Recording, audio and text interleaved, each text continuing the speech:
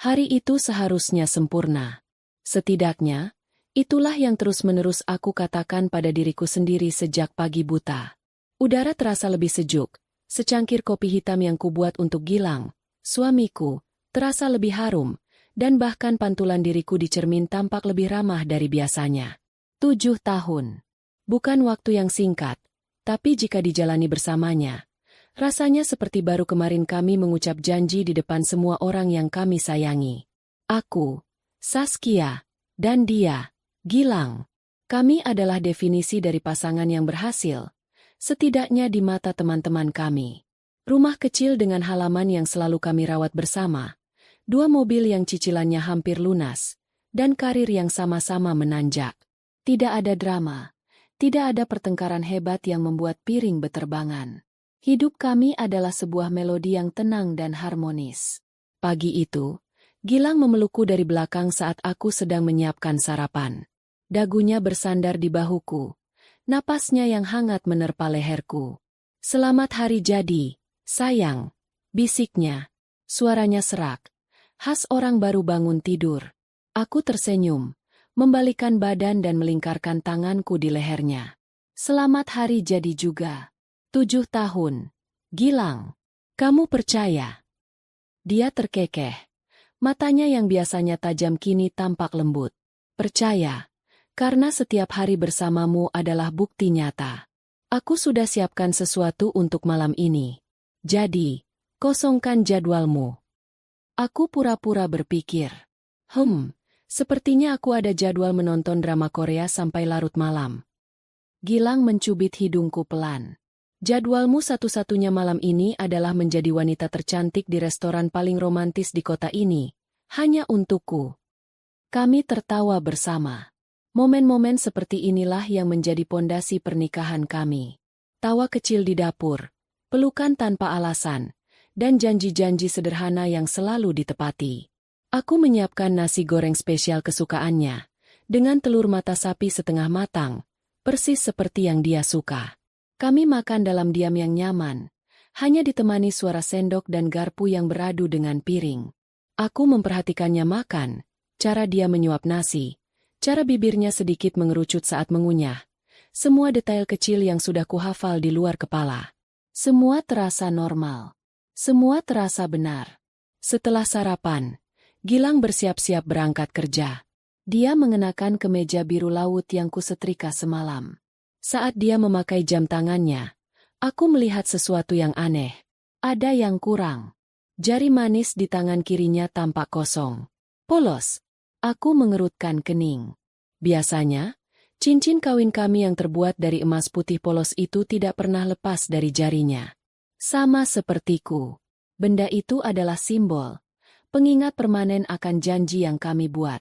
"Gilang," panggilku pelan. "Cincinmu mana?" Gerakannya yang sedang meraih tas kerja terhenti. Dia menatap jari manisnya, lalu menatapku dengan ekspresi yang sulit kuartikan. Ada keterkejutan di sana, tapi juga sedikit kepanikan yang coba ia sembunyikan. "Oh," katanya. Suaranya terdengar sedikit lebih tinggi dari biasanya. "Astaga, aku baru sadar. Sepertinya lepas." Jantungku mulai berdebar sedikit lebih kencang. Entah kenapa. "Lepas? Di mana?" "Aku tidak yakin, sayang. Mungkin semalam waktu aku cuci tangan di wastafel. Atau mungkin tadi pagi di kamar mandi. Nanti aku cari lagi." Dia tersenyum, tapi senyum itu tidak sampai ke matanya. "Jangan khawatir, oke? Itu pasti ada di sekitar rumah." Aku mengangguk, mencoba mempercayai kata-katanya. Mencoba meyakinkan diriku bahwa ini hanyalah sebuah keteledoran kecil. Benda memang bisa hilang. Itu wajar. Tapi perasaan aneh itu, firasat yang dingin dan merayap perlahan di tulang punggungku, tidak mau pergi. Aku mengantarnya sampai ke depan pintu. Dia mencium keningku, sedikit lebih lama dari biasanya, seolah sedang mencoba meyakinkanku bahwa semuanya baik-baik saja. "Sampai ketemu nanti malam, cantik. Pakai gaun merah yang aku suka ya." Aku hanya bisa tersenyum tipis saat mobilnya melaju meninggalkan halaman rumah. Begitu mobilnya hilang di tikungan jalan, senyumku langsung luntur. Aku bergegas kembali ke dalam rumah. Aku mencari di setiap sudut kamar mandi, memeriksa lubang wastafel, membongkar keranjang pakaian kotor, bahkan melihat ke kolong tempat tidur. Tidak ada. Cincin itu tidak ada dimanapun. Aku mencoba meneleponnya, tapi panggilanku langsung masuk ke kotak suara. Mungkin dia sedang rapat, pikirku. Sisa hari itu terasa sangat panjang. Aku mencoba menyibukkan diri dengan pekerjaan, menerjemahkan dokumen-dokumen legal yang menumpuk di mejaku. Tapi pikiranku terus melayang pada cincin yang hilang itu. Ini bukan tentang harga cincinnya. Ini tentang simbolisme. 7 tahun cincin itu melingkar di jarinya, melewati suka dan duka, menjadi saksi bisu dari setiap momen yang kami lalui. Bagaimana bisa benda yang begitu lekat itu hilang begitu saja tanpa disadari? Aku mencoba menepis semua pikiran negatif. Mungkin aku terlalu berlebihan. Mungkin ini hanyalah pertanda bahwa kami harus membeli cincin baru yang lebih bagus untuk merayakan tahun ke-7 kami.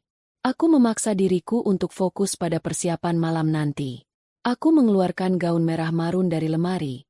Gaun yang ia belikan saat kami berlibur di Bali 2 tahun lalu. Aku mematut diri di cermin. Semua akan baik-baik saja. Malam ini akan menjadi malam yang sempurna. Dan besok kami akan tertawa bersama mengenang kepanikanku hari ini. Cincin itu pasti akan ketemu. Harus ketemu. Malamnya, Gilang menjemputku tepat waktu. Dia tampak luar biasa tampan dengan setelan jas hitamnya. Dia membawakanku sebuket bunga lili putih, bunga kesukaanku. Dia memujiku setinggi langit, mengatakan bahwa aku adalah wanita tercantik yang pernah ia lihat. Semua kata-katanya manis, semua perlakuannya sempurna. Tapi aku tidak bisa mengabaikan kekosongan di jari manisnya. Setiap kali tangannya terangkat, mataku tanpa sadar selalu tertuju ke sana. Restoran yang ia pilih memang luar biasa. Terletak di puncak sebuah gedung tinggi, dengan pemandangan kerlip lampu kota yang membentang seperti permadani bintang. Alunan musik jazz yang lembut mengiringi makan malam kami. Kami memesan makanan favorit kami, berbicara tentang pekerjaan, tentang rencana liburan akhir tahun, tentang hal-hal ringan yang biasa kami bicarakan. Gilang berusaha keras membuat suasana menjadi normal dan romantis. Namun, ada sesuatu yang berbeda. Ada jarak tak kasat mata di antara kami. Tawanya terdengar sedikit hampa, dan sorot matanya seringkali kosong, seolah pikirannya sedang berada di tempat lain. Aku mencoba mengabaikannya, menikmati makanan lezat dan pemandangan yang indah. Aku minta maaf soal cincin itu, Sas. Katanya tiba-tiba di tengah makan malam, memecah keheningan. Aku tahu itu sangat berarti untukmu. Untuk kita. Aku benar-benar ceroboh. Aku meletakkan garpuku. Sudah ketemu. Dia menggeleng pelan, menghindari tatapanku. Belum. Aku sudah cari di kantor, di mobil, tapi tidak ada. Mungkin benar-benar jatuh di suatu tempat. Besok aku akan coba cari lagi lebih teliti. Kalau tidak ketemu, kita beli yang baru, yang lebih bagus. Aku menghela napas. Ini bukan soal bagus atau tidak, Gilang. Ini tentang. Aku tidak bisa melanjutkan kalimatku. Aku tidak mau merusak malam ini dengan perdebatan. Aku tahu. Potongnya cepat. Aku tahu. Aku janji akan lebih hati-hati lain kali. Malam itu kami pulang lebih awal. Tidak ada percakapan panjang di dalam mobil seperti biasanya. Sesampainya di rumah, Gilang langsung mandi sementara aku membersihkan riasan di wajahku. Di cermin, aku melihat pantulan diriku. Seorang wanita yang sedang merayakan ulang tahun pernikahan ke-7, mengenakan gaun terindah, baru saja pulang dari makan malam romantis, tapi hatinya dipenuhi kegelisahan yang tak beralasan. Atau mungkin, sangat beralasan. Malam itu, saat kami berbaring di tempat tidur, Gilang memelukku. Tapi pelukannya terasa berbeda. Terasa seperti sebuah kewajiban, bukan sebuah kerinduan. Aku memejamkan mata, mencoba merasakan kehangatan tubuhnya, mencoba mencari sisa-sisa ketenangan yang biasanya selalu kudapatkan darinya. Tapi yang kurasakan hanyalah hawa dingin yang aneh, sebuah retakan kecil yang tak terlihat namun sangat terasa di pondasi rumah tangga kami. Retakan yang bermula dari sebuah cincin yang hilang. Atau mungkin, cincin itu hanyalah penanda dari retakan yang sudah ada jauh sebelumnya, yang selama ini tidak pernah kusadari. Beberapa hari berlalu sejak malam perayaan itu. Cincin Gilang tak kunjung ditemukan, dan topik itu seolah lenyap ditelan kesibukan kami masing-masing. Gilang tampak sudah melupakannya, atau setidaknya, dia pandai berpura-pura sudah melupakannya.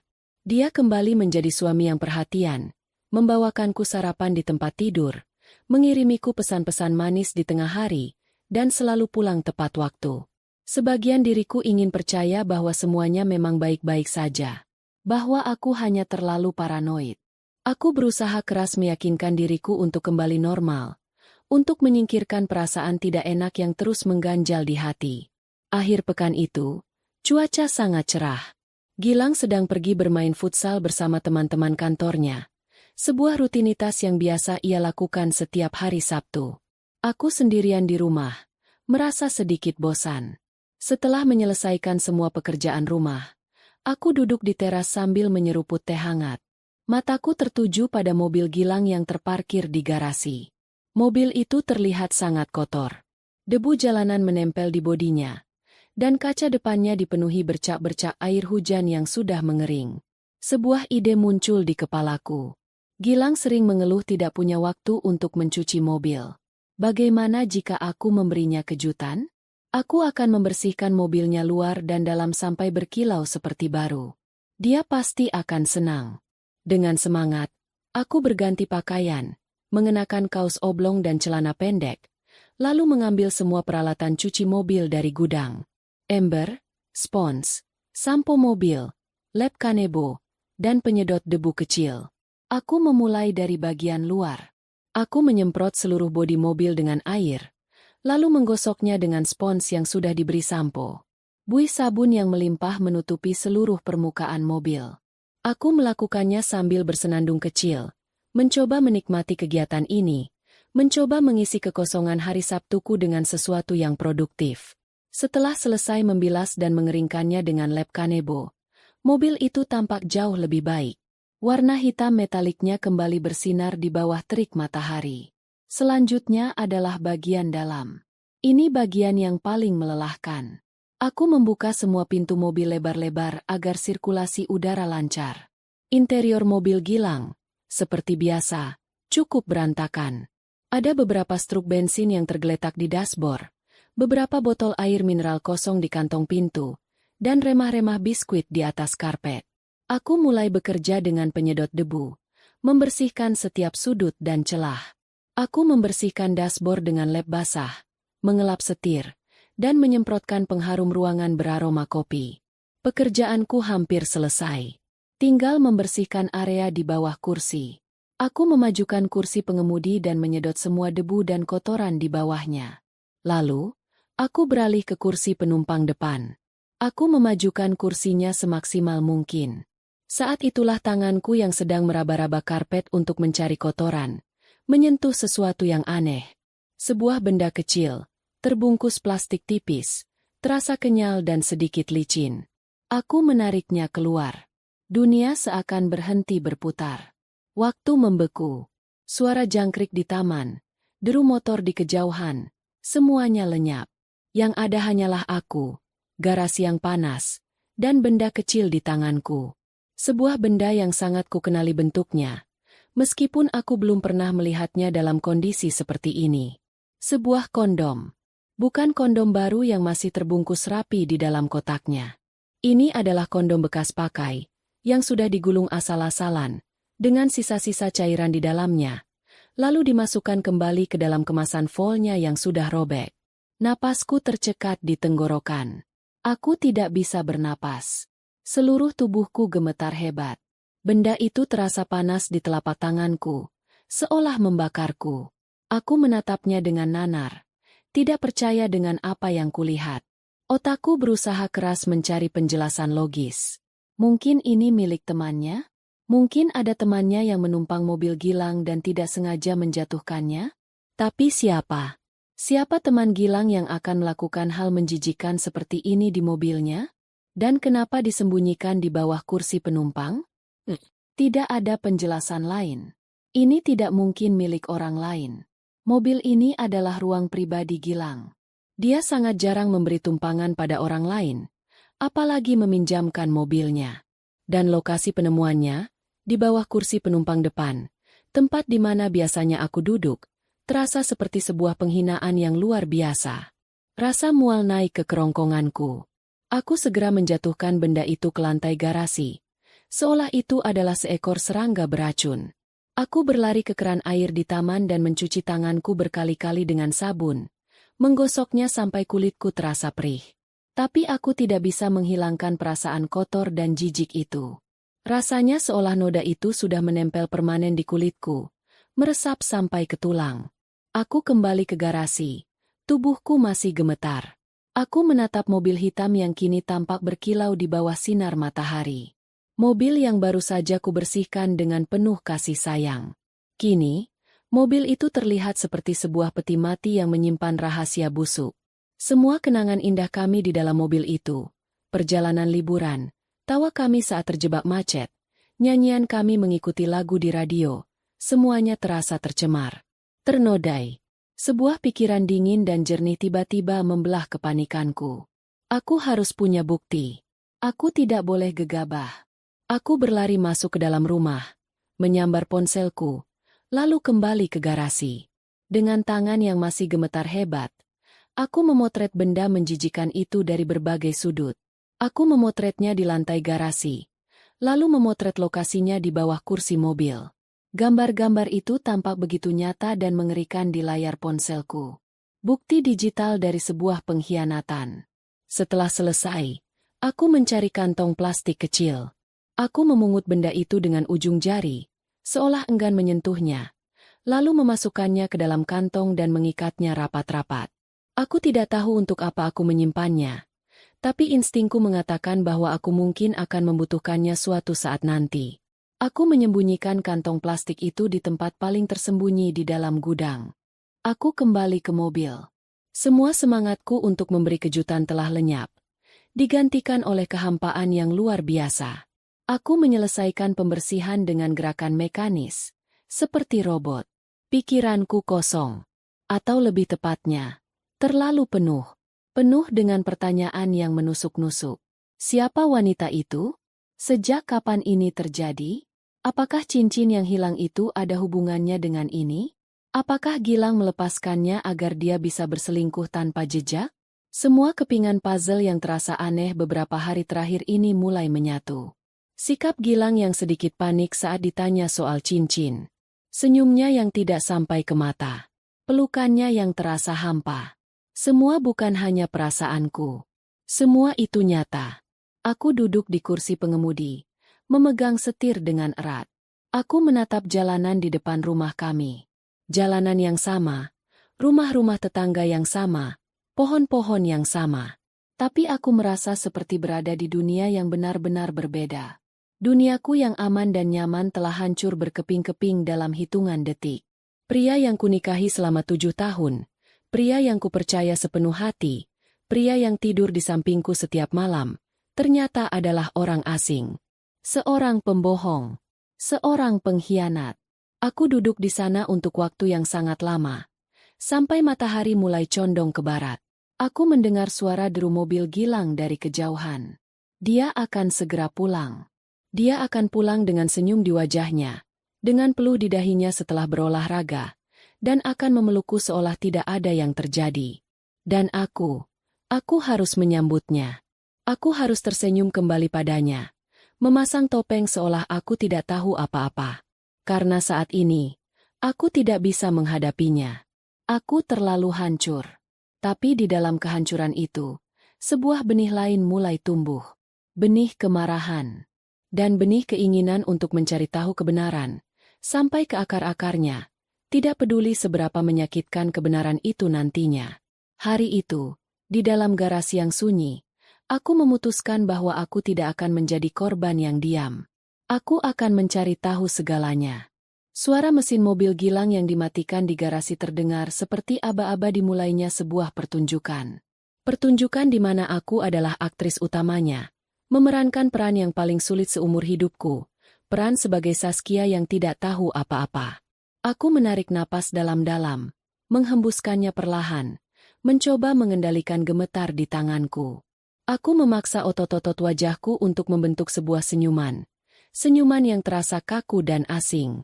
Saat pintu penghubung dari garasi terbuka, aku sudah berdiri di sana, menyambutnya seolah-olah aku baru saja selesai menyiram tanaman. "Hei, sayang," sapanya. Senyumnya lebar dan tulus, sama sekali tidak menunjukkan beban dosa. Dia berkeringat, rambutnya sedikit lepek, dan ada aroma rumput lapangan yang menguar dari tubuhnya. Dia tampak persis seperti Gilang suamiku. Gilang yang kukenal selama 7 tahun lebih. Tapi mataku kini melihatnya dengan filter yang berbeda. Aku melihat setiap gerak-geriknya, mencari celah, mencari kebohongan. "Wah," katanya sambil melihat sekeliling garasi, lalu menatap mobilnya yang berkilau. "Kamu serius membersihkan ini semua? Sampai kinclong begini? Ya ampun, kamu baik sekali, Saskia. Terima kasih banyak ya." Dia melangkah maju untuk memelukku. Aku menahan napas. Untuk sepersekian detik, aku ingin mendorongnya menjauh, berteriak di depan wajahnya dan melemparkan kantong plastik berisi bukti pengkhianatannya. Tapi aku tidak melakukannya. Aku membiarkan lengannya melingkari tubuhku. Aroma keringatnya bercampur dengan parfumnya yang biasa terasa begitu familiar. Kini terasa asing dan memuakan. Aku menepuk punggungnya pelan. Sebuah gerakan kaku tanpa kehangatan. "Sama-sama. Kamu kelihatan capek sekali. Lebih baik cepat mandi. Nanti masuk angin." Aku berhasil. Kalimat pertamaku dalam sandiwara ini lolos tanpa getaran. Dia melepaskan pelukannya, menatapku lekat. "Kamu tidak apa-apa? Kok pucat?" Jantungku berdebar kencang. Apakah topengku sudah retak? Hanya sedikit lelah. Mungkin karena cuaca panas kali hari ini. Aku segera berbalik badan, berjalan menuju dapur. "Aku siapkan minuman dingin untukmu." Malam itu menjadi awal dari babak baru dalam pernikahan kami. Babak yang penuh dengan kepura-puraan. Kami makan malam bersama, duduk berhadapan di meja makan yang sama seperti ribuan malam sebelumnya. Tapi malam ini, ada dinding tak terlihat di antara kami. Aku memaksakan diri untuk makan, menelan setiap suap nasi yang terasa seperti pasir di mulutku. Aku mendengarkannya bercerita tentang pertandingan futsalnya, tentang gol yang ia cetak, tentang lelucon teman-temannya. Aku tersenyum di saat yang tepat, tertawa kecil ketika ceritanya lucu, dan sesekali melontarkan pertanyaan basa-basi. "Oh ya? Lalu bagaimana?" Atau, "Pasti seru sekali ya." Sementara di dalam kepalaku, suara-suara lain berteriak. "Siapa dia? Siapa wanita yang bersamanya di mobil ini? Apakah dia juga tertawa saat mendengar leluconmu? Apakah kamu juga menceritakan hal yang sama padanya?"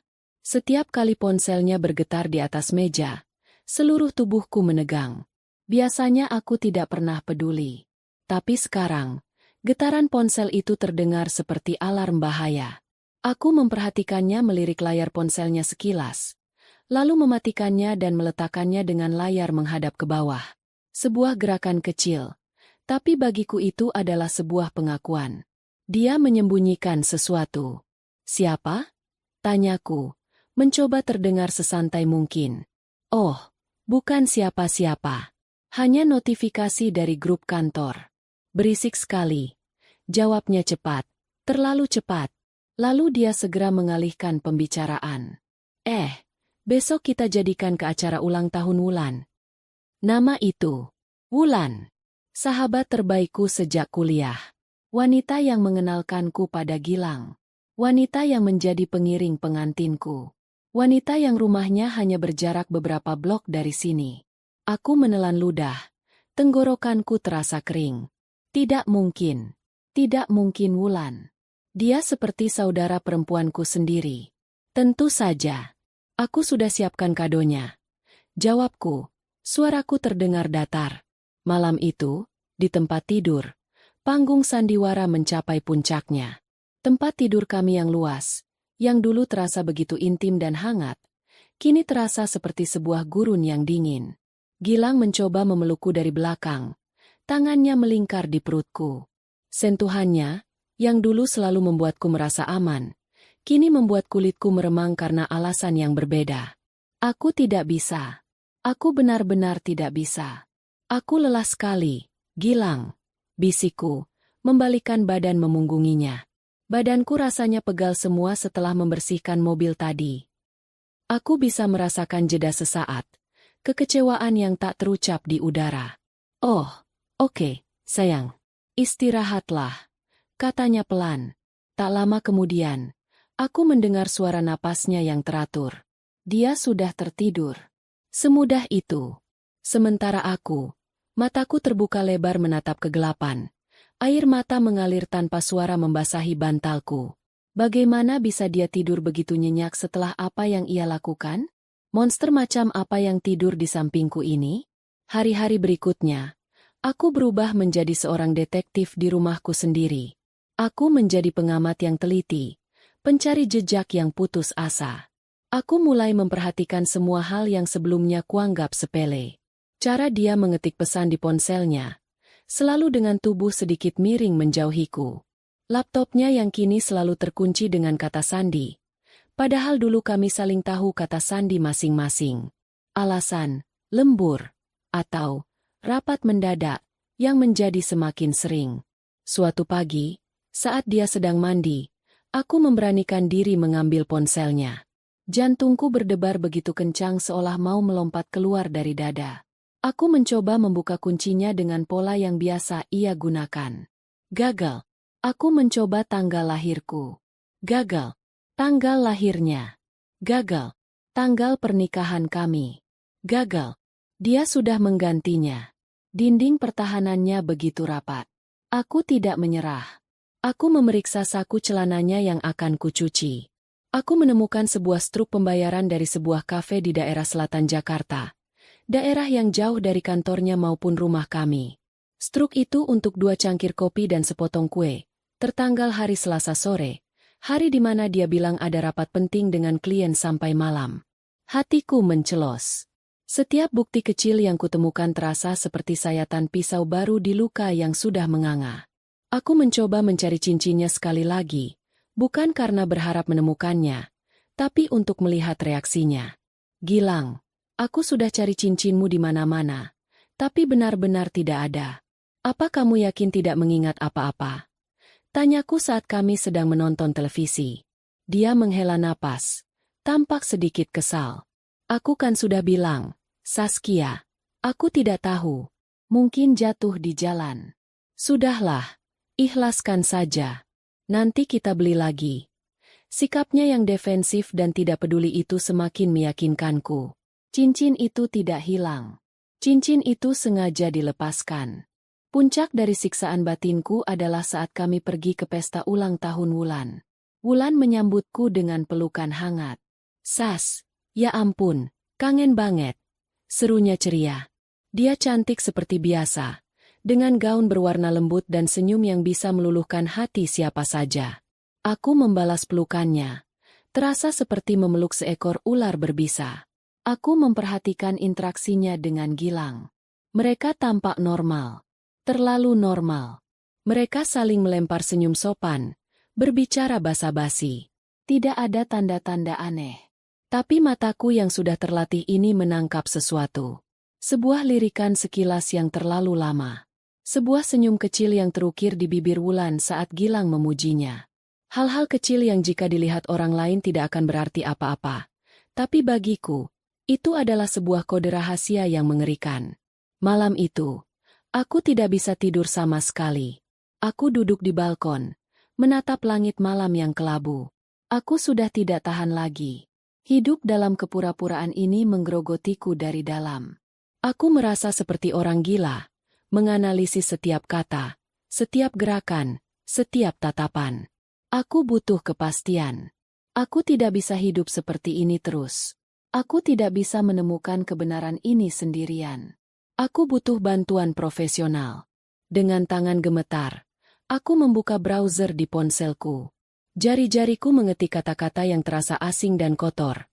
Jasa detektif swasta investigasi perselingkuhan. Puluhan situs web muncul.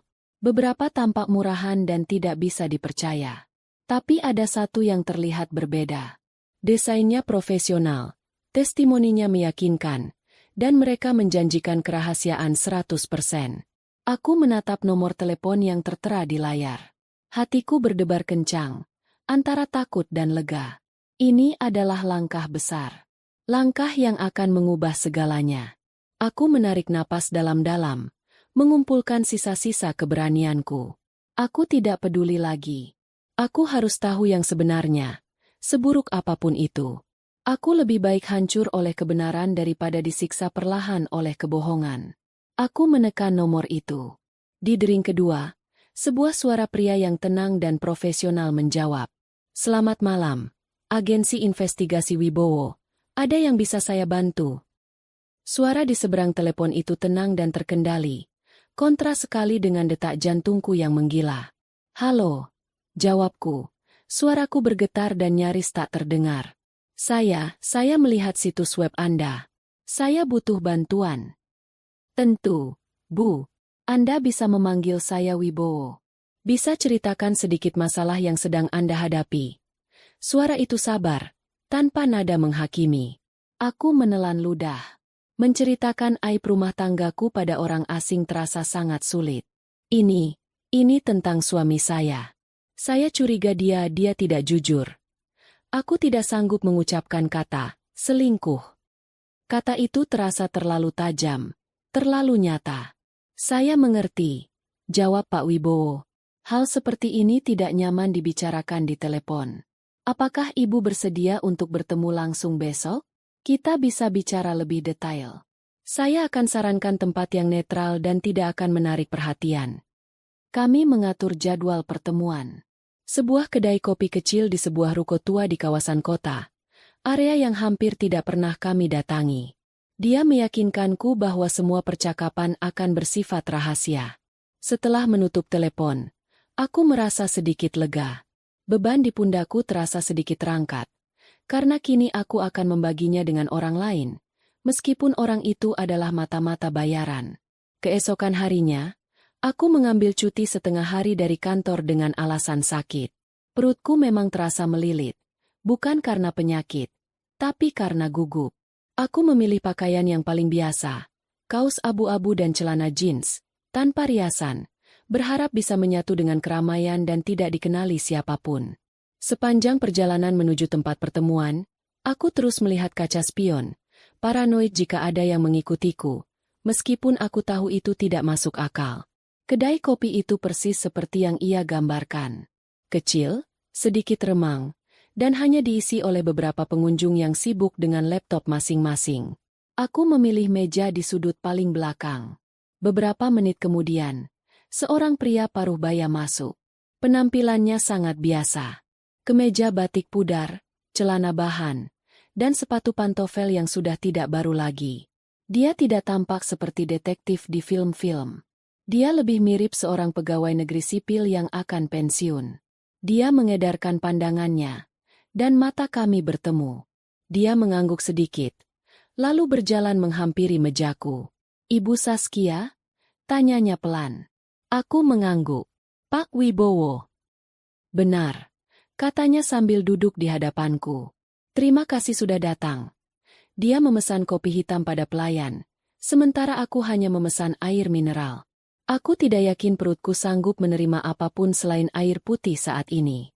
Setelah pelayan pergi, dia menatapku dengan tatapan yang tenang dan profesional. Jadi, silakan ceritakan dari awal. Jangan ada detail yang ditutupi, sekecil apapun. Kadang, hal yang ibu anggap sepele justru bisa menjadi petunjuk penting. Maka, aku pun mulai bercerita. Aku menceritakan semuanya. Tentang pernikahan kami yang berusia 7 tahun. Tentang keharmonisan yang kurasakan selama ini. Aku menceritakan tentang cincin kawin Gilang yang hilang. Dan firasat burukku saat itu. Suaraku mulai bergetar saat aku sampai pada bagian penemuan kondom bekas di mobilnya. Rasanya begitu memalukan. Begitu menjijikan untuk mengucapkannya dengan lantang. Aku harus berhenti sejenak, menarik napas dalam-dalam untuk menahan air mata yang mendesak keluar. Pak Wibowo tidak berkata apa-apa. Dia hanya mendengarkan dengan saksama, sesekali membuat catatan kecil di buku sakunya. Sikapnya yang tenang memberiku kekuatan untuk melanjutkan. Aku menceritakan tentang perubahan sikap Gilang, ponselnya yang kini terkunci, struk pembayaran dari kafe antah berantah, dan kecurigaanku pada sahabatku sendiri, Wulan. Saat aku menyebut nama Wulan, aku bisa melihat sedikit perubahan di ekspresi Pak Wibowo, sebuah kilat pemahaman di matanya. Seolah dia sudah pernah menangani kasus seperti ini ribuan kali. Setelah aku selesai, keheningan menyelimuti meja kami. Aku merasa lemas, seolah semua energiku terkuras habis setelah mengeluarkan semua unek-unek yang kupendam selama ini. Terima kasih sudah jujur, Bu Saskia, kata Pak Wibowo akhirnya. Dari cerita ibu, kecurigaan ibu memang sangat beralasan. Ini bukan lagi sekadar firasat. Jadi Bapak bisa bantu saya? Tanyaku penuh harap.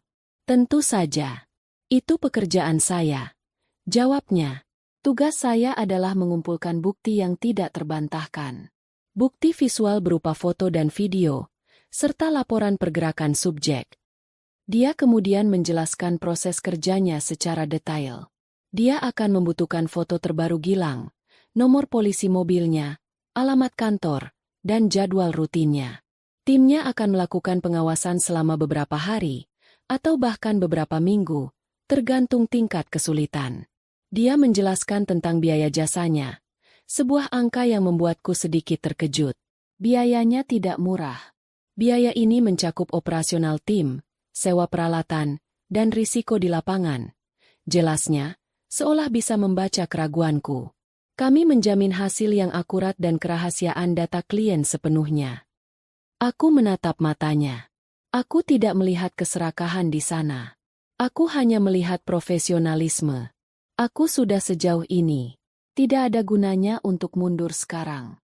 Uang bisa dicari, tapi kebenaran dan harga diriku tidak ternilai harganya. Baik, saya setuju. Kataku mantap.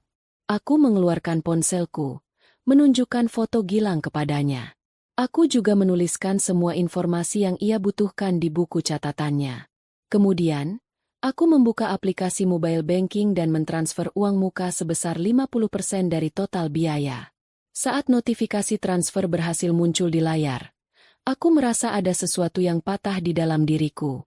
Ini nyata. Aku baru saja membayar seorang pria asing untuk memata-matai suamiku sendiri. Pernikahan macam apa ini? Baik, Bu. Uang muka sudah kami terima, kata Pak Wibowo setelah memeriksa ponselnya. Tim saya akan mulai bekerja besok pagi. Saya akan memberikan update jika ada perkembangan yang signifikan. Untuk sementara, saya sarankan Ibu tetap bersikap seperti biasa. Jangan menunjukkan kecurigaan apapun pada suami Ibu. Biarkan dia merasa nyaman, karena itu akan mempermudah pekerjaan kami. Aku mengangguk mengerti. Kapan kira-kira saya bisa mendapatkan hasilnya? Sulit untuk dipastikan. Bisa 3 hari, bisa juga 2 minggu.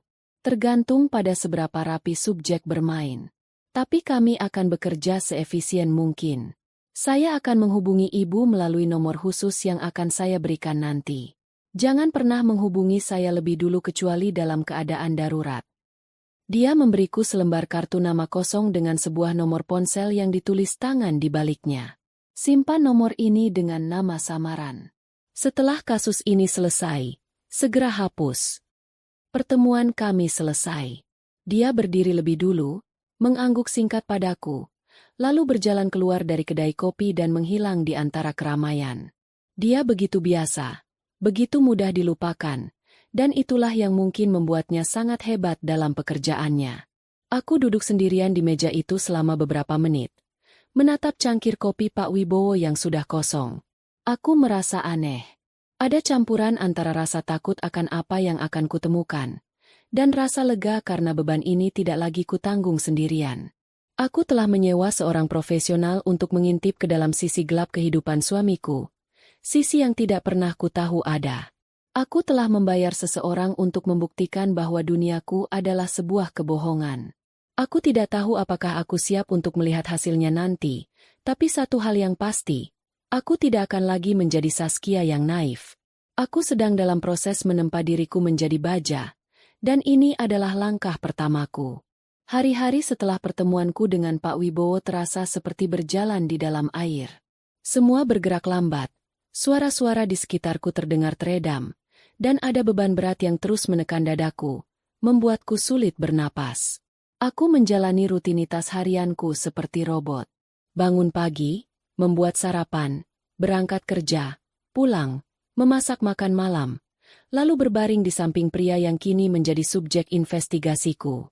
Subjek. Kata itu terasa begitu klinis, begitu dingin, seolah Gilang bukan lagi suamiku, melainkan sebuah spesimen yang sedang diamati di bawah mikroskop. Sandiwara di rumah terus berjalan. Bahkan kini aku merasa lebih ahli dalam memainkannya. Aku tahu kapan harus tersenyum, kapan harus tertawa, dan kapan harus melontarkan pertanyaan basa-basi tentang harinya.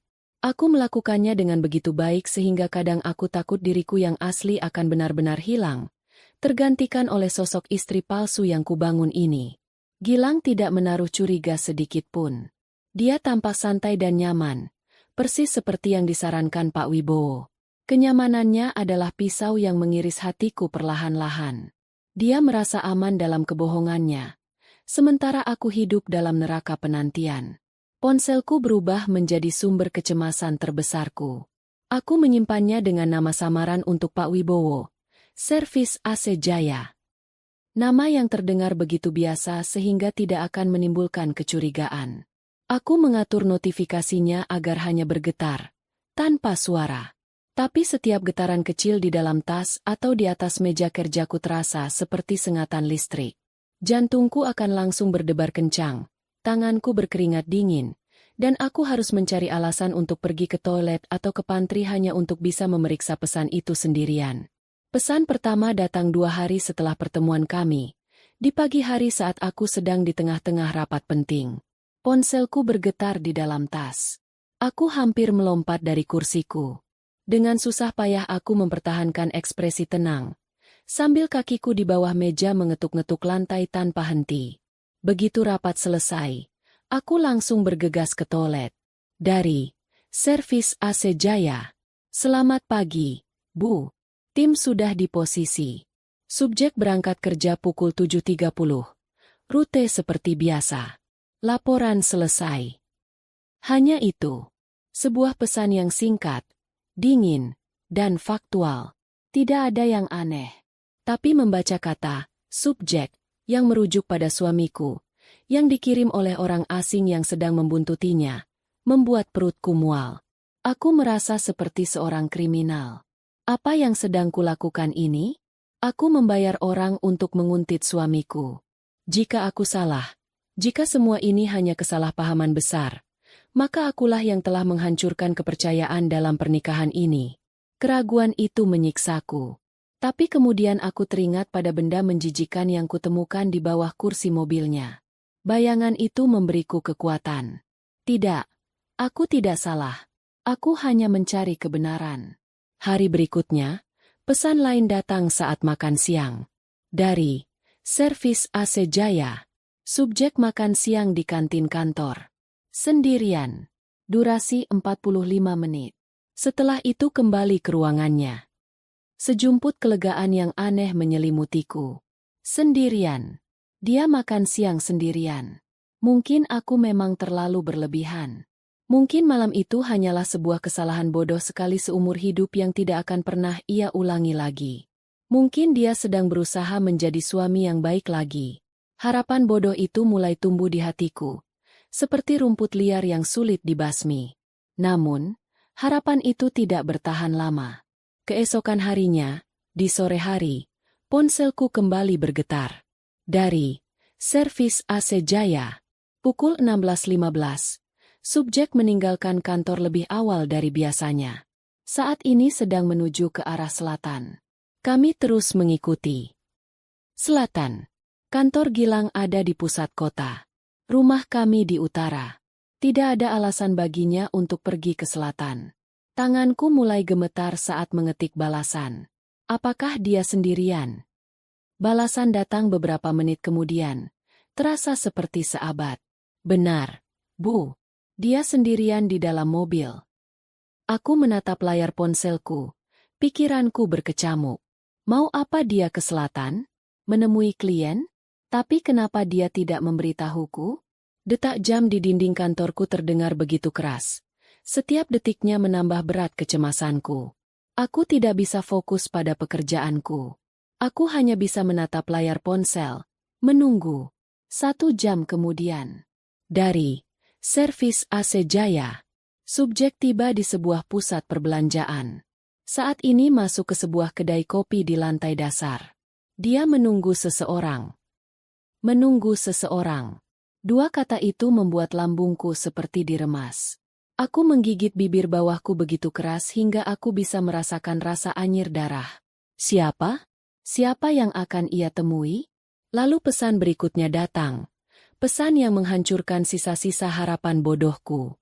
Dari servis AC Jaya. Seseorang telah tiba. Wanita. Posisi tim agak jauh. Sulit untuk mendapatkan visual wajah yang jelas saat ini. Mereka duduk di area semi-outdoor. Wanita. Bukan klien. Bukan rekan kerja. Hanya wanita. Sebuah kata yang begitu umum, tapi kini terdengar begitu mengerikan. Aku memejamkan mata, mencoba membayangkan siapa wanita itu. Apakah dia muda? Cantik? Apakah aku mengenalnya?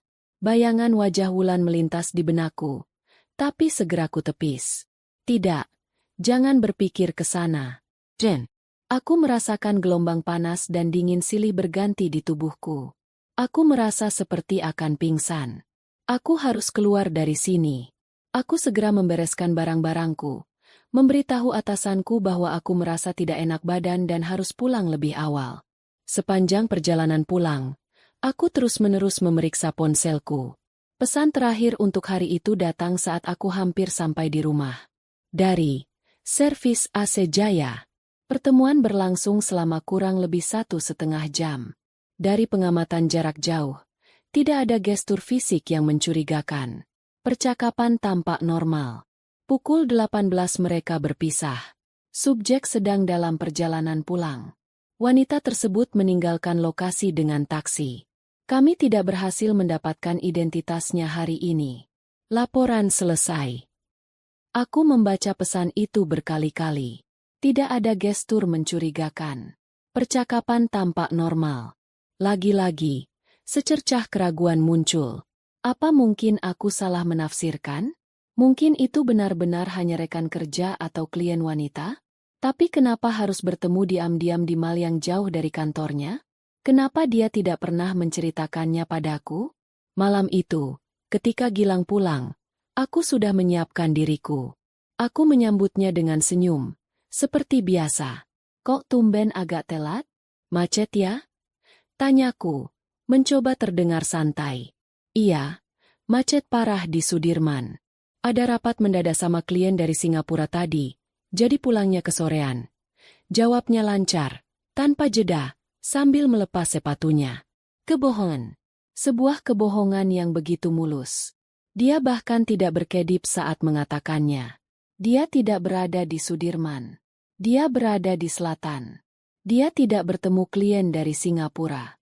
Dia bertemu dengan seorang wanita misterius di kedai kopi. Saat itu, aku tahu bahwa semua keraguanku sia-sia. Suamiku adalah seorang pembohong ulung. Beberapa hari berikutnya tidak ada laporan yang signifikan. Hanya laporan rutin tentang pergerakannya dari rumah ke kantor dan sebaliknya.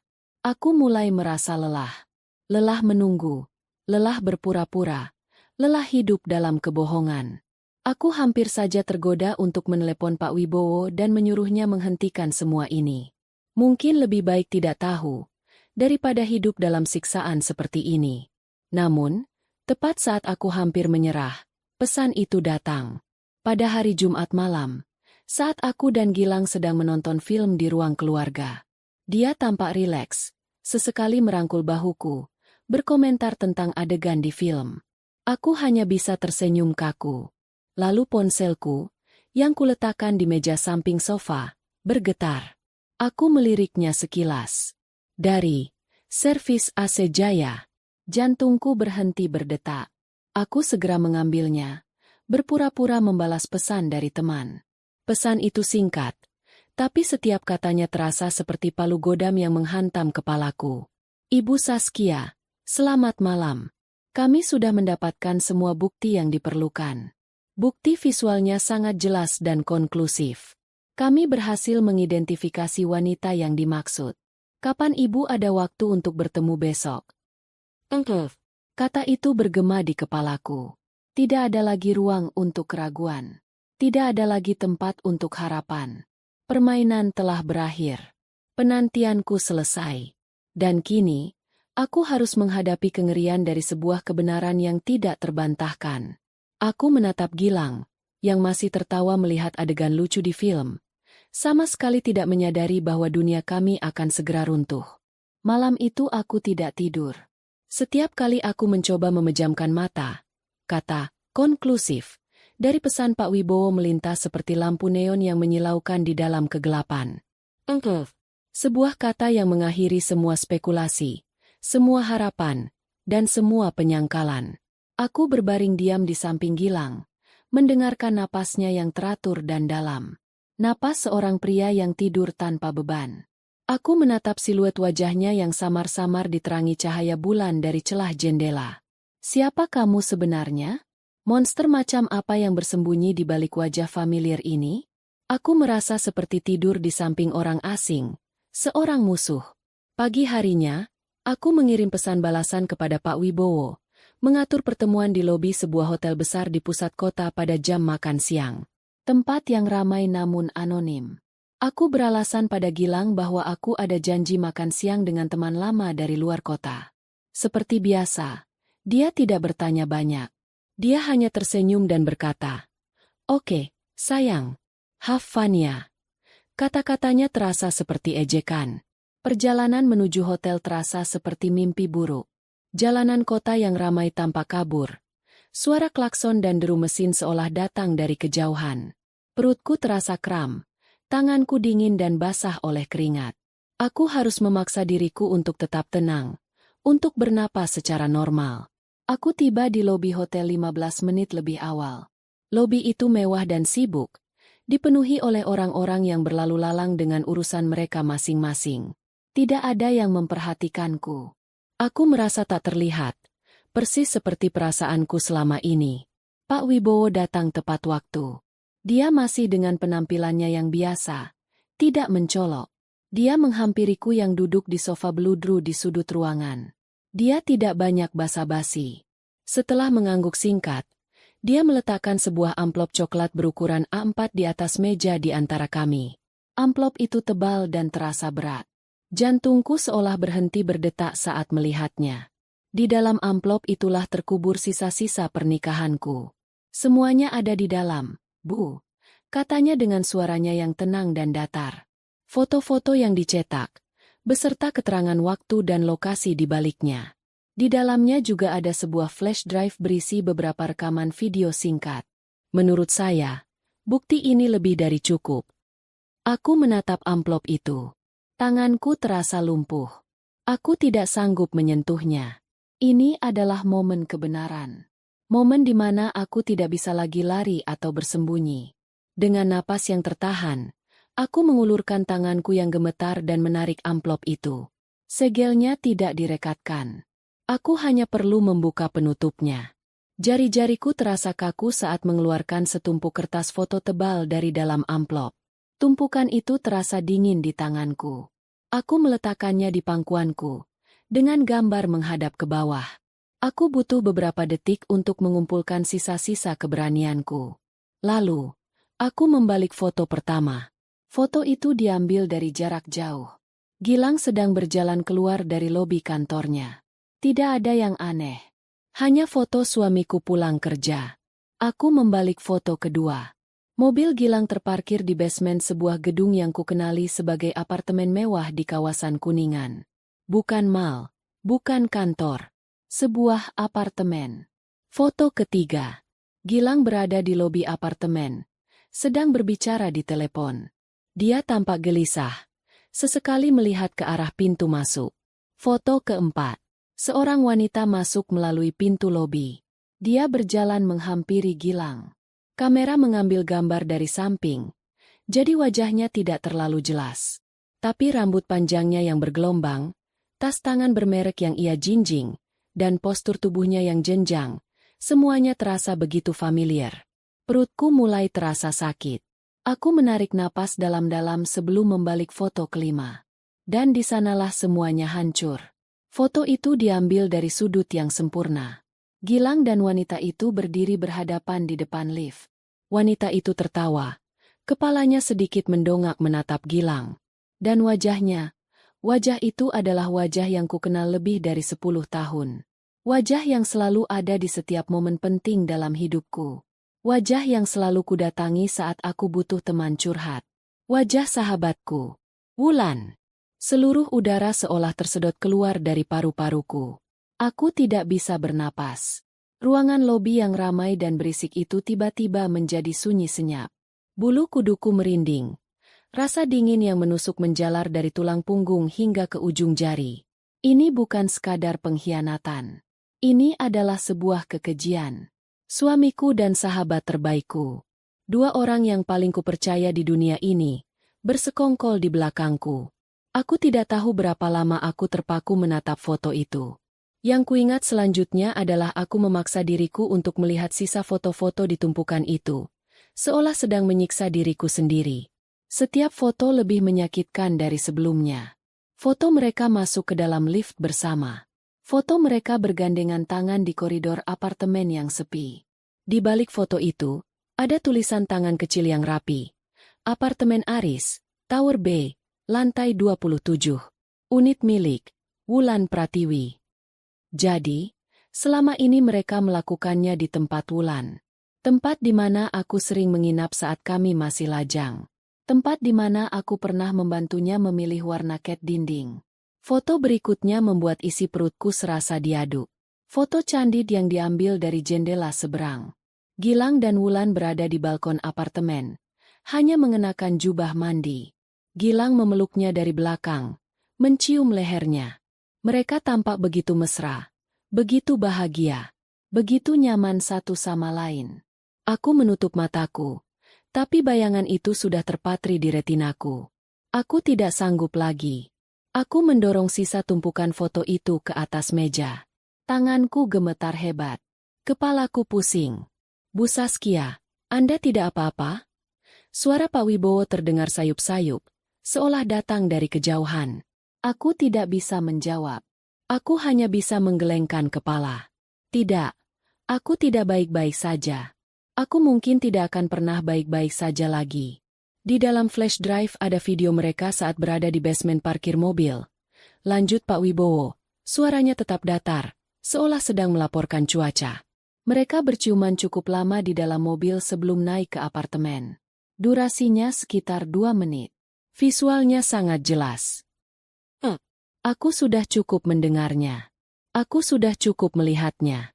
Dengan gerakan kaku, aku mengambil tas tanganku, mengeluarkan sebuah amplop lain yang sudah kusiapkan, dan meletakkannya di atas meja. Isinya adalah sisa pembayaran untuk jasanya. Terima kasih, Pak Wibowo, kataku. Suaraku serak dan nyaris tak terdengar. Pekerjaan Anda sudah selesai. Dia mengambil amplop itu, menghitung isinya sekilas, lalu mengangguk. Jika Ibu butuh kesaksian di pengadilan, saya bersedia. Semua bukti ini legal dan bisa digunakan. Pengadilan. Kata itu terdengar begitu jauh, begitu abstrak. Saat ini, aku bahkan tidak yakin bagaimana caranya untuk bisa berdiri dan berjalan keluar dari hotel ini. Pak Wibowo berdiri. Saya turut prihatin atas apa yang menimpa Ibu. Jaga diri baik-baik. Lalu dia berbalik dan berjalan pergi, menghilang di antara keramaian, meninggalkan aku sendirian dengan album foto pengkhianatan di atas meja. Aku tidak tahu bagaimana aku bisa sampai di rumah. Sepertinya aku memesan taksi online, tapi aku tidak ingat perjalanannya sama sekali. Yang kuingat adalah aku sudah berada di ruang tamuku yang sunyi. Aku mengeluarkan semua foto itu dari amplop dan menyebarkannya di atas meja kopi. Aku menatap wajah-wajah bahagia mereka. Wajah suamiku. Wajah sahabatku. Para pengkhianat. Kesedihan yang kurasakan begitu dalam, begitu luar biasa, hingga rasanya seperti sebuah lubang hitam yang menyedot semua emosi lain. Tapi di dasar lubang hitam itu, di tengah kehampaan yang dingin, sesuatu yang lain mulai terbentuk. Sesuatu yang keras, tajam, dan panas. Bukan lagi kesedihan, tapi amarah. Amarah yang murni dan membara. Aku tidak akan menangis lagi. Aku tidak akan membiarkan mereka menghancurkanku. Mereka telah membunuh Saskia yang naif dan penuh cinta. Dan dari abunya, akan lahir Saskia yang berbeda. Saskia yang akan menuntut balas. Aku tidak tahu berapa lama aku duduk di sofa itu, dikelilingi oleh serpihan-serpihan kehidupanku yang hancur. Mungkin 1 jam. Mungkin 3. Waktu seolah kehilangan maknanya. Ruang tamu yang biasanya terasa hangat dan penuh tawa, kini terasa seperti mausoleum yang dingin, sebuah monumen untuk pernikahan yang telah mati. Foto-foto di atas meja kopi itu adalah nisan-nisannya. Wajah Gilang yang tertawa, wajah Wulan yang tersenyum, wajah mereka berdua, bersama, bahagia di atas penderitaanku. Kesedihan yang datang bukanlah badai yang mengamuk. Ia datang seperti gelombang pasang yang dingin dan senyap, merayap naik perlahan-lahan, menenggelamkan segalanya. Rasa sesak di dadaku begitu hebat hingga terasa fisik, seolah ada tangan tak terlihat yang meremukkan jantungku. Air mata akhirnya jatuh, bukan dalam isak tangis yang keras, melainkan aliran sunyi yang membasahi pipiku tanpa henti. Aku tidak menangis untuk Gilang, si pengkhianat. Aku juga tidak menangis untuk Wulan, si ular berbisa. Aku menangis untuk diriku sendiri. Aku menangis untuk Saskia yang naif, yang selama 7 tahun membangun istana pasir di tepi pantai, tidak menyadari bahwa ombak pengkhianatan akan datang dan menyapu bersih semuanya. Aku menangis untuk masa depan yang telah dicuri dariku, untuk mimpi-mimpi tentang menua bersama yang kini berubah menjadi abu. Aku menangis sampai mataku terasa bengkak dan kering, sampai tidak ada lagi air mata yang tersisa. Yang ada hanyalah kehampaan yang menganga. Dengan gerakan yang terasa sangat berat, aku mulai mengumpulkan foto-foto itu satu persatu. Aku tidak sanggup melihatnya lagi. Setiap gambar terasa seperti bara api yang membakar jari-jariku. Aku memasukkannya kembali ke dalam amplop coklat tebal itu. Amplop yang kini terasa seperti peti mati kecil. Aku menguncinya di dalam laci paling bawah di meja kerjaku, di bawah tumpukan dokumen-dokumen lama. Aku tidak akan menghancurkannya. Tidak sekarang. Benda-benda ini bukan lagi kenangan. Mereka adalah amunisi. Saat suara mobil Gilang memasuki garasi, aku sudah berhasil membasuh wajahku dan menenangkan diri. Aku duduk kembali di sofa, memegang sebuah buku, berpura-pura membaca. Aku mendengar langkah kakinya, suara kunci diletakkan di atas meja, lalu kehadirannya di ambang pintu ruang tamu. "Hei, sayang, kok gelap-gelapan?" Sapanya. Nadanya ceria seperti biasa. Dia menyalakan lampu. Cahaya terang yang tiba-tiba membanjiri ruangan membuatku sedikit menyipitkan mata. Dia berjalan menghampiriku, melonggarkan dasinya. "Makan siangmu dengan teman lama," seru. Aku tidak mengangkat wajahku dari buku. "Biasa saja," jawabku singkat. Suaraku terdengar serak. Dia duduk di sampingku. Cukup dekat hingga aku bisa mencium aroma parfumnya yang bercampur dengan aroma pendingin ruangan kantor. Aroma yang sama dengan yang tercium di apartemen Wulan dalam imajinasiku. Rasa mual naik ke tenggorokanku. "Kamu kenapa? Matamu bengkak. Kamu menangis?" tanyanya. Nadanya terdengar khawatir. Sebuah kekhawatiran palsu dari seorang aktor yang hebat. Akhirnya aku mengangkat wajahku dan menatapnya. Aku menatap matanya, mencari-cari kebohongan di sana. Tapi tidak ada. Yang ada hanyalah tatapan seorang suami yang peduli pada istrinya. Dia begitu pandai dalam permainan ini. Hanya sedikit sedih. Teman yang kutemui tadi sedang ada masalah berat. Aku jadi ikut terbawa perasaan. Ujarku. Sebuah kebohongan. Kulawan dengan kebohongan lain. Aku mulai belajar permainannya. "Oh, begitu," katanya. Tampak lega.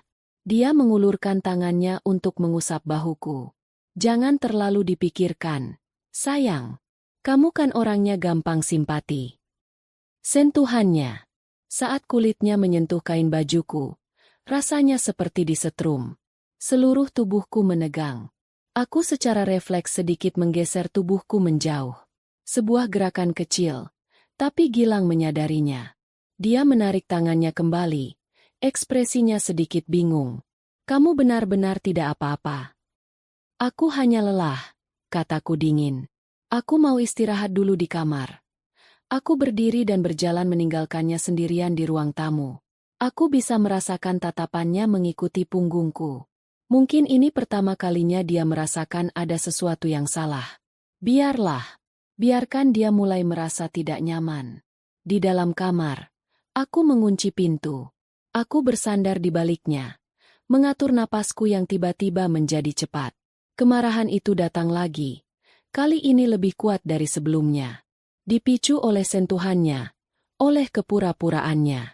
Bagaimana bisa dia menyentuhku dengan tangan yang sama yang telah memeluk wanita lain? Bagaimana bisa dia menatapku dengan tatapan khawatir palsu setelah menghabiskan sore di apartemen sahabatku? Malam itu, aku tidak bisa tidur. Aku berbaring memunggunginya, merasakan setiap gerakannya di atas kasur.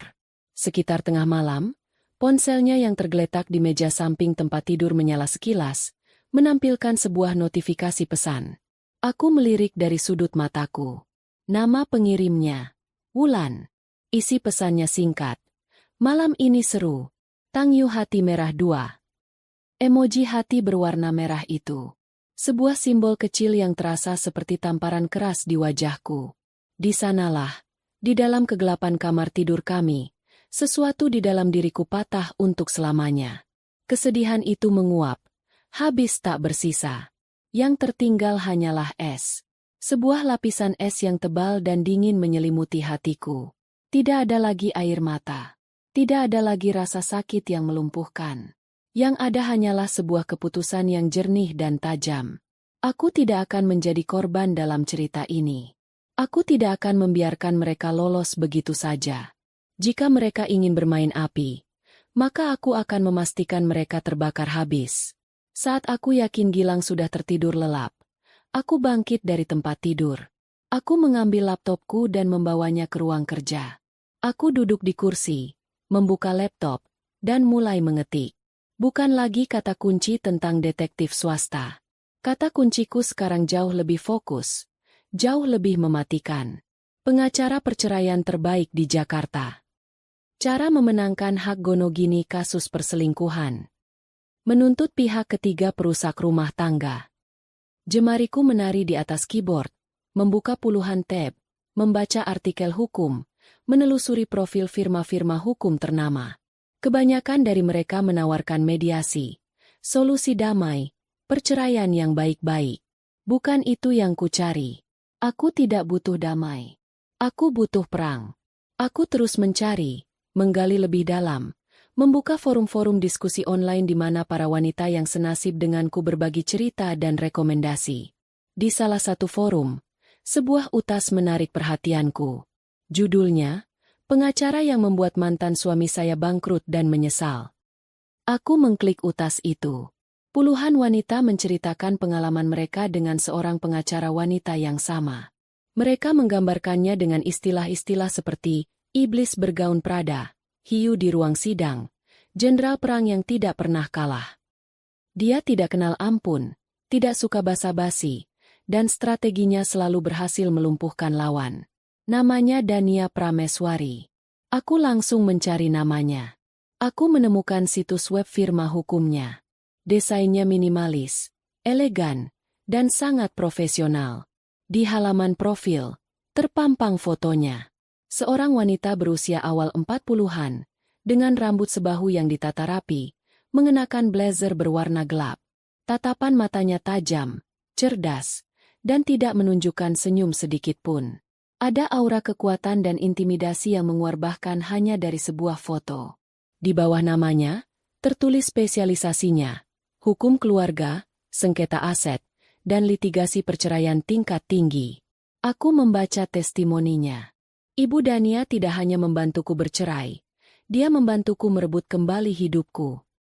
Dia adalah mimpi buruk bagi pengacara suamiku. Jangan menyewanya jika Anda hanya ingin berpisah baik-baik. Sewa dia jika Anda ingin menang telak. Inilah orangnya. Inilah senjata yang kubutuhkan. Aku menatap foto wanita itu lama sekali. Dia adalah antitesis dari diriku yang lama. Dia kuat, tegas, dan tampak tidak bisa dihancurkan. Aku ingin menjadi seperti itu.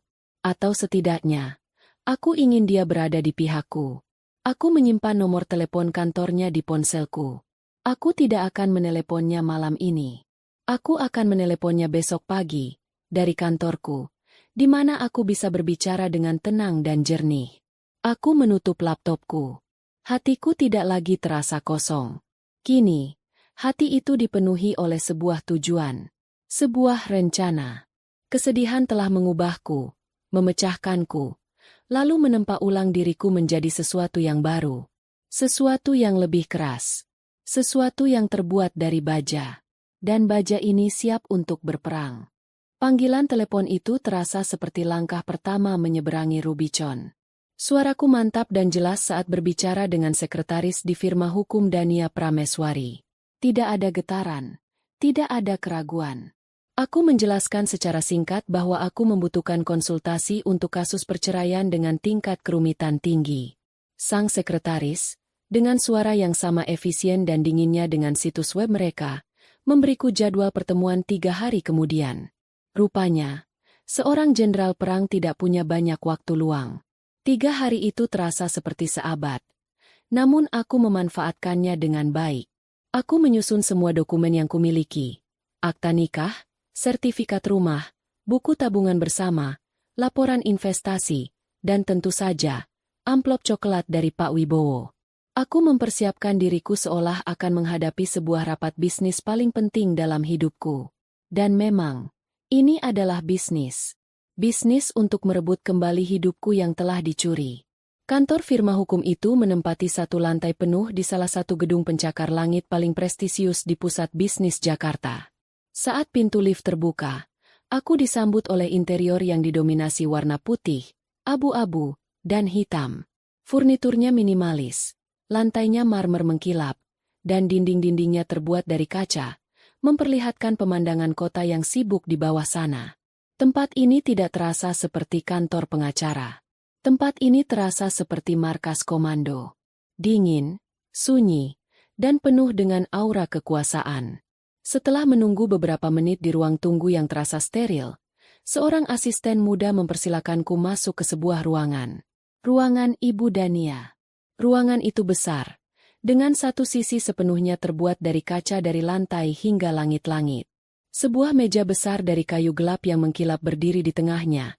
Hanya ada laptop, sebuah buku catatan kulit, dan pena mahal di atasnya. Di belakang meja itu, duduklah sang jenderal perang. Ibu Dania Prameswari secara langsung bahkan lebih mengintimidasi daripada fotonya. Dia mengenakan setelan celana berwarna navy yang dijahit dengan sempurna. Rambutnya disanggul modern, dan riasannya tipis namun tegas. Saat aku masuk, dia mengangkat wajahnya dari dokumen yang sedang ia baca. Matanya, yang dibingkai kacamata berdesain simpel, menatapku tajam, seolah sedang memindai dan menganalisis diriku dalam hitungan detik. "Selamat siang, Bu Saskia. Saya Dania," katanya, suaranya jernih dan tegas. Dia menunjuk kursi di depan mejanya. "Silakan duduk. Waktu saya 30 menit untuk konsultasi awal. Mari kita manfaatkan sebaik-baiknya. Tidak ada basa-basi. Tidak ada tawaran minum. Aku suka itu." Aku duduk dan meletakkan tasku di samping kursi. "Terima kasih, Bu Dania. Saya langsung ke intinya saja." Aku menceritakan semuanya. Berbeda dengan saat aku bercerita pada Pak Wibowo, kali ini tidak ada air mata, tidak ada suara bergetar. Aku menceritakannya secara kronologis dan faktual, seperti sedang mempresentasikan sebuah kasus. Tentang pernikahan 7 tahun, tentang hilangnya cincin, penemuan kondom, dan kecurigaanku. Lalu, aku mendorong amplop coklat tebal itu ke tengah meja. "Ini adalah bukti yang saya dapatkan dari seorang investigator swasta," kataku. Ibu Dania menarik amplop itu, membukanya tanpa mengubah ekspresi wajahnya. Dia mengeluarkan tumpukan foto itu dan memeriksanya satu persatu dengan cepat namun teliti. Dia tidak menunjukkan keterkejutan, simpati, atau emosi apapun. Dia melihat foto-foto paling intim dari pengkhianatan Gilang dan Wulan seolah sedang memeriksa laporan keuangan. Dia membalik beberapa foto, membaca keterangan waktu dan lokasi yang ditulis Pak Wibowo. Dia juga mengambil flash drive, menyambungkannya ke laptopnya, dan menonton video singkat itu dengan saksama. Setelah selesai, dia meletakkan semuanya kembali dengan rapi di atas meja. Dia menatapku lekat. Buktinya sangat kuat, jelas, tidak terbantahkan, dan didapatkan secara legal. Pihak ketiga juga sudah teridentifikasi dengan jelas. Ini bagus. Sangat bagus. Lalu, rentetan pertanyaan cepat meluncur dari mulutnya, seperti tembakan senapan mesin. Apakah ada perjanjian pranikah? Tidak ada, jawabku. Rumah yang kalian tempati, atas nama siapa? Atas nama kami berdua. Kendaraan.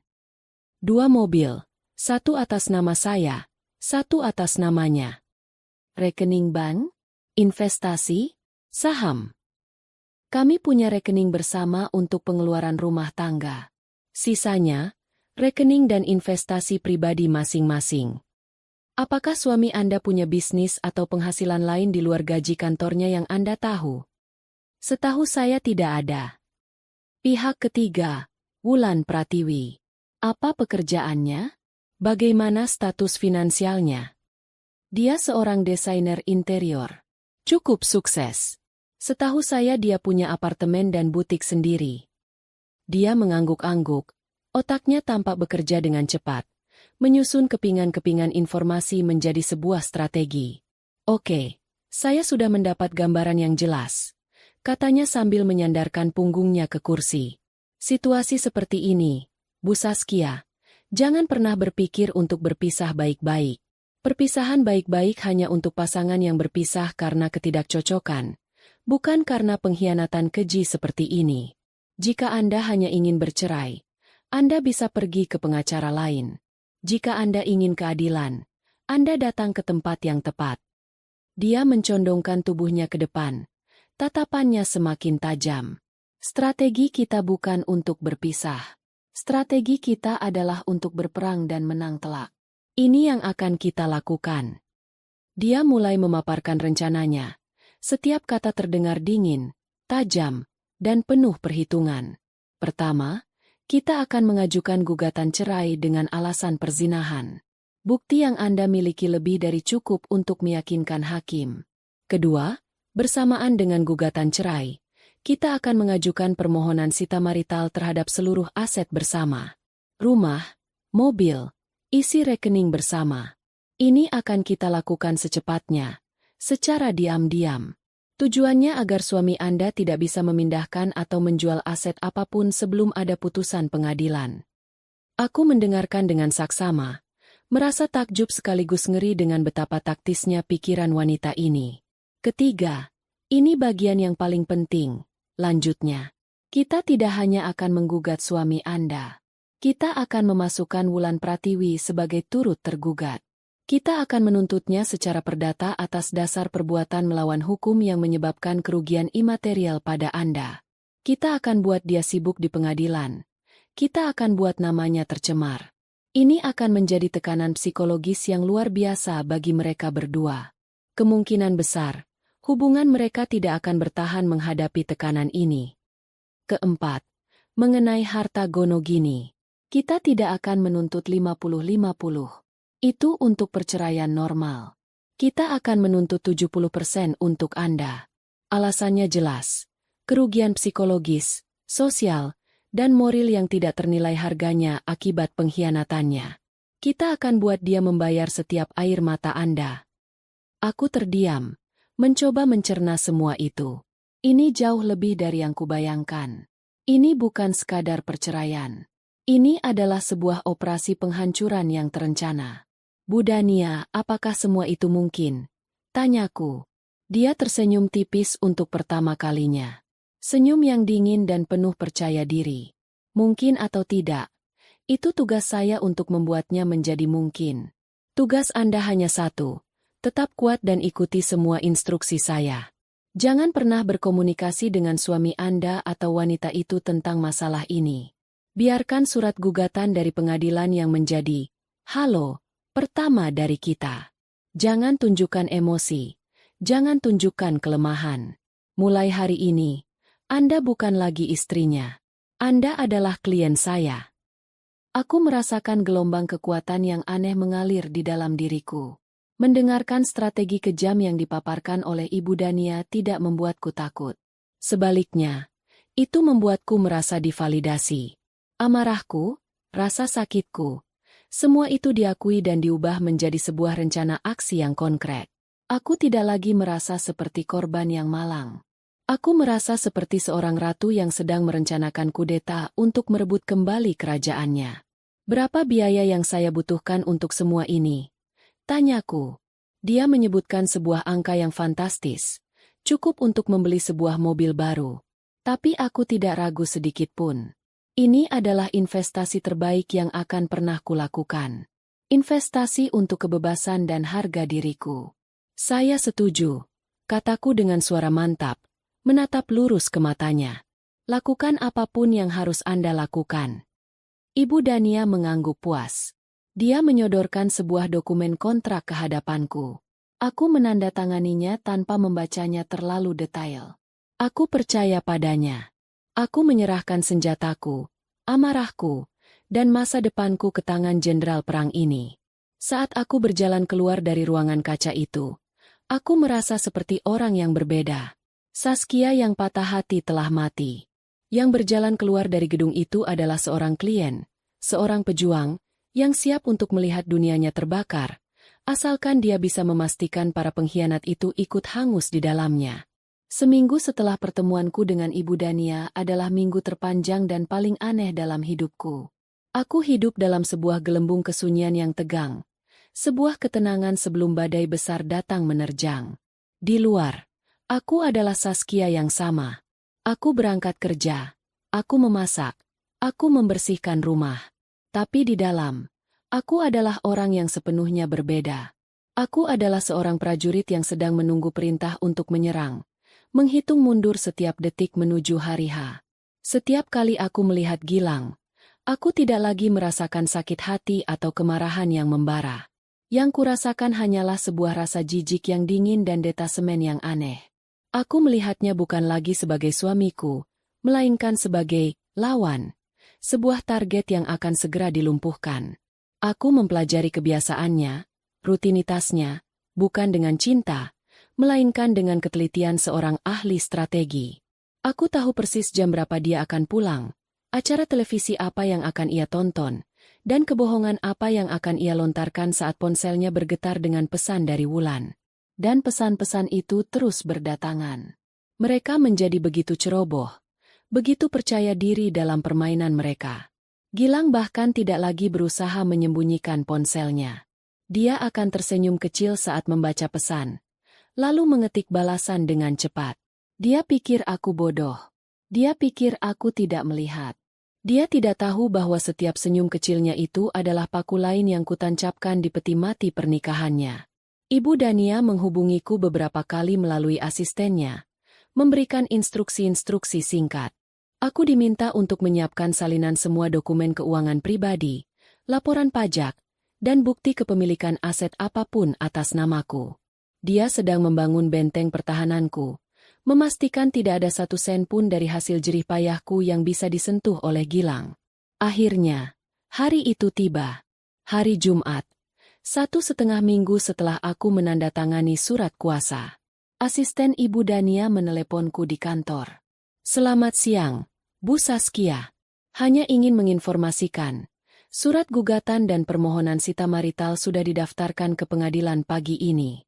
Juru sita dijadwalkan akan mengantarkan surat panggilan untuk Pak Gilang di alamat rumah sore ini, sekitar pukul 5. Jantungku berdebar sedikit lebih cepat, bukan karena takut, tapi karena antisipasi. Baik. Terima kasih informasinya. Saya akan pastikan saya ada di rumah saat itu. Aku pulang kerja lebih awal. Aku ingin berada di sana. Aku ingin melihat wajahnya saat topengnya direnggut paksa. Aku sengaja tidak memasak makan malam. Aku hanya duduk dengan tenang di sofa ruang tamu, di tempat yang sama di mana aku sering menunggunya pulang dengan penuh cinta. Tapi sore ini, aku menunggunya dengan perasaan yang sama sekali berbeda. Tepat pukul 5 sore, bel rumah berbunyi. Bukan suara Gilang yang pulang, tapi suara bel tamu. Aku berjalan ke pintu dan membukanya. Dua orang pria berpenampilan formal berdiri di teras. Salah satunya membawa map tebal berwarna merah. "Selamat sore. Benar ini kediaman Bapak Gilang Nugraha?" tanya salah satu pria itu dengan sopan. "Benar. Saya istrinya. Ada yang bisa saya bantu?" jawabku tenang. "Kami dari pengadilan negeri, Bu. Kami ditugaskan untuk menyampaikan surat panggilan sidang ini secara langsung kepada Bapak Gilang. Suami saya belum pulang. Mungkin sebentar lagi. Silakan masuk dan tunggu di dalam," kataku, mempersilakan mereka duduk di ruang tamu. Kehadiran dua petugas pengadilan di ruang tamuku terasa begitu surreal. Mereka duduk dengan kaku, menolak tawaranku untuk minum. Kami menunggu dalam keheningan yang canggung. 15 menit kemudian, aku mendengar suara mobil Gilang memasuki garasi. Inilah saatnya. Pintu terbuka, dan Gilang masuk dengan senyum di wajahnya. "Hei, sayang, tumben sudah rapi? Kita mau kemana?" sapanya, sebelum matanya menangkap kehadiran dua pria asing di ruang tamu. Senyumnya langsung memudar. "Maaf, ada tamu ya? Siapa ya, Pak?" tanyanya. Ekspresinya bingung. Salah satu petugas berdiri. "Apakah benar dengan Bapak Gilang Nugraha?" "Iya, benar. Saya sendiri. Ada apa ya?" Petugas itu menyerahkan map merah tebal ke tangan Gilang. "Ini, Pak, surat panggilan sidang pertama untuk gugatan cerai dari istri Bapak, Ibu Saskia Anindita." Dunia seolah membeku. Aku melihat perubahan di wajah Gilang dalam gerakan lambat. Kebingungan, lalu keterkejutan, lalu penyangkalan total. Dia menatap surat di tangannya, lalu menatapku dengan mata terbelalak. "Apa-apaan ini, Sas? Gugatan cerai? Ini lelucon kan? Ini pasti salah orang." Aku hanya menatapnya dengan dingin, tanpa ekspresi. Aku tidak mengatakan apa-apa. Petugas yang satu lagi menambahkan, "Surat ini juga berisi salinan permohonan sita marital atas aset bersama yang terdaftar atas nama Bapak dan Ibu. Bapak diminta untuk menandatangani tanda terima ini." Wajah Gilang berubah dari pucat menjadi merah padam. Dia merobek amplop itu dengan kasar. Matanya bergerak liar membaca baris pertama dari dokumen di dalamnya. Aku bisa melihat tangannya mulai gemetar. "Perzinahan? Sita marital? Kamu gila, Saskia? Apa yang sudah kamu lakukan?" Suaranya mulai meninggi. Dua petugas itu tampak tidak terpengaruh oleh amarahnya. Mereka sudah terbiasa dengan drama semacam ini. "Pak, mohon kerjasamanya untuk menandatangani," kata salah satunya dengan nada tegas. Gilang membanting surat itu ke atas meja kopi, membuat petugas itu sedikit terlonjak. "Saya tidak akan tanda tangan apapun. Ini semua omong kosong." Dia menatapku dengan tatapan penuh amarah dan kebencian. "Kamu tega melakukan ini padaku? Setelah semua yang sudah kita lalui." Saat itulah aku akhirnya berbicara. Suaraku tenang, dingin, dan mematikan. "Semua yang sudah kita lalui? Atau semua yang sudah kamu lalui di belakangku?" Dia tampak terkejut mendengar nada suaraku. "Apa maksudmu?" "Aku tahu semuanya, Gilang," kataku pelan. Setiap kataku ucapkan dengan penekanan. "Aku tahu tentang apartemen di Kuningan. Aku tahu tentang pertemuan-pertemuan rahasiamu sepulang kerja. Dan aku tahu tentang Wulan." Penyebutan nama Wulan adalah pukulan telak yang meruntuhkan seluruh pertahanannya. Warna menghilang dari wajahnya. Dia terhuyung mundur selangkah, seolah aku baru saja meninjunya di perut. Dia menatapku dengan ngeri. Mulutnya sedikit terbuka, tapi tidak ada suara yang keluar. Topengnya telah pecah. Di hadapanku kini bukanlah Gilang suamiku yang penyayang, melainkan seorang pengecut yang tertangkap basah. Bagaimana kamu bisa tahu? Bisiknya, suaranya parau. Aku tidak menjawab pertanyaannya. Aku hanya mengambil salah satu foto dari tumpukan bukti yang sengaja kutinggalkan di atas meja samping sofa. Foto dirinya dan Wulan sedang berciuman di basement parkir. Aku melemparkannya ke atas meja di depannya. Dia menatap foto itu, dan seluruh sisa kekuatan di tubuhnya seolah lenyap. Dia jatuh terduduk di sofa, menutupi wajahnya dengan kedua tangannya. Bahunya berguncang. Apakah dia menangis? Aku tidak tahu. Dan aku tidak peduli. Petugas pengadilan, melihat bahwa drama ini akan berlangsung lama, meletakkan surat tanda terima dan sebuah pulpen di atas meja. Pak, kami akan tinggalkan ini di sini. Kami harap Bapak bisa kooperatif dan mengirimkannya kembali ke kantor kami besok. Selamat sore. Mereka berdua mengangguk singkat padaku, lalu berjalan keluar rumah, menutup pintu di belakang mereka, meninggalkan kami berdua di tengah runtuhan pernikahan kami. Keheningan yang berat menyelimuti ruangan. Satu-satunya suara adalah isak tangis tertahan dari Gilang. Setelah beberapa saat, dia mengangkat wajahnya. Matanya merah dan basah. Sas, aku bisa jelaskan. Ini semua tidak seperti yang kamu pikirkan. Aku minta maaf. Tolong, jangan lakukan ini. Kita bisa perbaiki ini. Perbaiki? Dia pikir semua ini bisa diperbaiki dengan kata maaf? Kemarahan yang selama ini kupendam akhirnya meledak. Perbaiki apa? Gilang. Perbaiki hatiku yang sudah kamu hancurkan? Perbaiki kepercayaanku yang sudah kamu injak-injak? Atau perbaiki persahabatanku dengan wanita yang tidur dengan suamiku sendiri? Teriakku. Suaraku bergema di ruangan yang sunyi. Kamu pikir aku bodoh? Kamu pikir aku tidak melihat pesan-pesan mesra kalian setiap malam? Kamu pikir aku tidak tahu kamu melepas cincin kawin kita agar bisa bermain-main dengan bebas? Kamu dan dia sama-sama menjijikkan. Dia hanya bisa menatapku, terguncang oleh ledakan amarahku. Saskia, tolong. Tidak ada lagi yang perlu dibicarakan. Potongku dengan nada final. Pengacaraku yang akan berbicara denganmu selanjutnya. Aku sarankan kamu juga segera cari pengacara. Karena aku tidak akan memberimu apapun. Aku akan mengambil semua yang menjadi hakku. Aku berbalik dan berjalan menuju kamar. Meninggalkannya menangis di antara surat gugatan dan foto-foto pengkhianatannya. Aku menutup pintu kamar dan menguncinya. Aku bersandar di pintu. Tubuhku gemetar bukan karena kesedihan, tapi karena adrenalin. Aku berhasil. Aku telah menghadapinya. Aku telah meruntuhkan dunianya. Sama seperti dia telah meruntuhkan duniaku. Tidak ada rasa puas. Tidak ada rasa kemenangan. Yang ada hanyalah kehampaan yang dingin. Badai telah tiba. Dan ini barulah permulaan.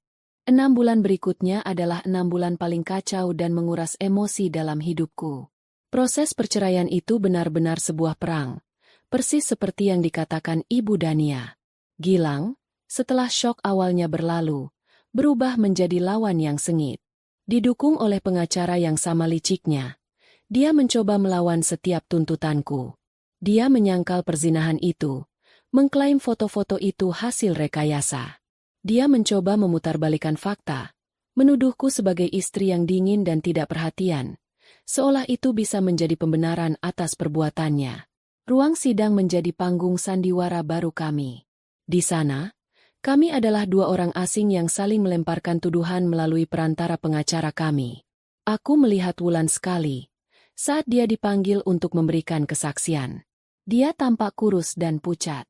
Di bawah sumpah, dia menangis dan menyangkal segalanya, mengatakan bahwa hubungannya dengan Gilang hanyalah sebatas teman dekat.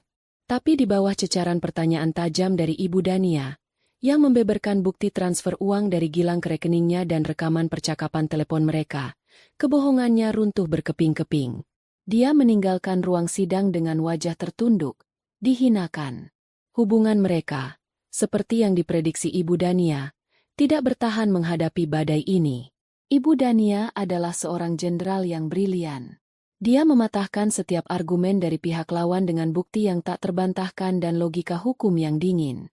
Dia menghadirkan Pak Wibowo sebagai saksi ahli, yang memberikan kesaksian profesional tentang proses investigasinya. Pada akhirnya, hakim memutuskan sepenuhnya untuk berpihak padaku. Palu diketuk, dan pernikahanku secara resmi berakhir. Pengadilan mengabulkan tuntutanku. Perceraian dengan kesalahan sepenuhnya di pihak suami. Hak kepemilikan rumah jatuh ke tanganku, dan aku mendapatkan 65% dari total aset bersama lainnya. Tidak 70% seperti target awal, tapi itu adalah sebuah kemenangan yang telak.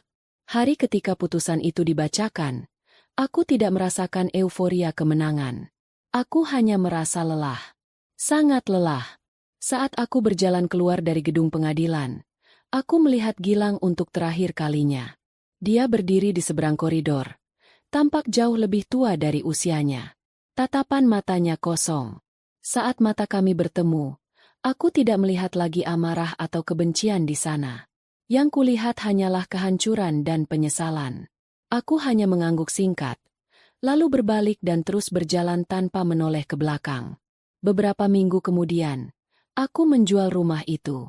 Rumah yang penuh dengan kenangan, baik yang indah maupun yang menyakitkan. Aku tidak sanggup lagi tinggal di sana. Setiap sudutnya mengingatkanku pada kebohongan. Dengan uang hasil penjualan rumah dan bagian asetku, aku membeli sebuah apartemen kecil yang nyaman di pusat kota, dekat dengan kantorku. Aku memulai hidupku dari nol. Perlahan-lahan, aku mulai menata kembali kepingan-kepingan hidupku. Aku fokus pada pekerjaanku, mengambil proyek-proyek baru yang menantang. Aku mulai berolahraga lagi. Lari pagi di taman kota setiap akhir pekan.